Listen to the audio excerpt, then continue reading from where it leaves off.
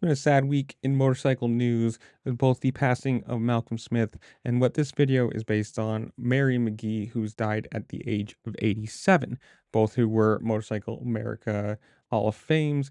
But McGee, who is a 2018 inductee, is mostly about this is what it's going to be about her. And it's pretty cool to hear she continued racing all the way up to 2011. But in, let's see here, in 1967, McGee became the first woman to ride the Baja 500, which you don't know what Baja is. Click on Google, go look it up. It's absolutely insane.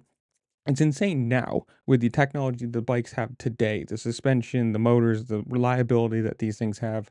You got to think in 1967, people are riding that. Just incredible. But she became the first woman to ride the Baja 500, and 8 years later, she became the first woman or first to complete the race solo, which is normally a two-person race.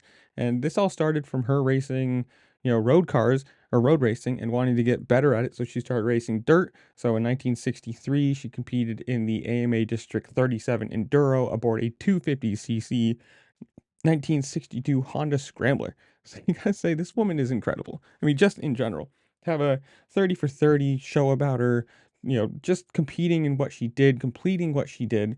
Um, it's insane. She started racing, I think, in 1957, 1950. She began racing.